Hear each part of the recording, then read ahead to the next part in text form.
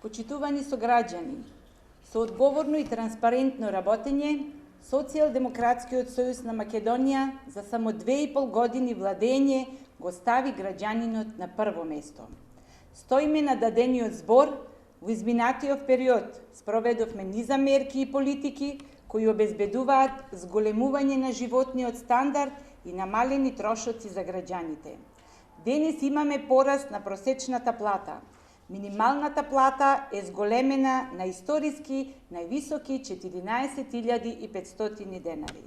Ја зголемивме социјалната помош за 300% и воведовме државна социјална пензија.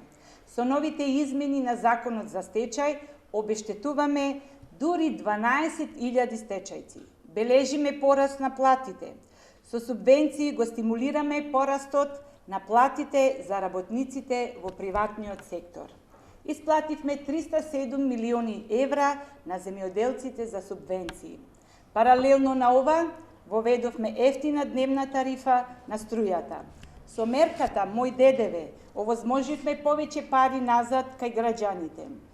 Вложуваме во инфраструктурата, градиме патишта, градиме детски градинки. Ги јакнеме капацитетите на здравствениот систем и овозможуваме поквалитетно здравство за граѓаните. Пред само 2,5 години имавме целосно заробена држава, а денес размислуваме како да го прославиме влезот во НАТО. Изградивме концепт на едно општество за сите, општество на еднакви можности и права за сите граѓани. Граѓаните добро се сеќаваат дека ВМРО ДПМН беше против овие мерки, поставувајќи нелогични прашања и параметри.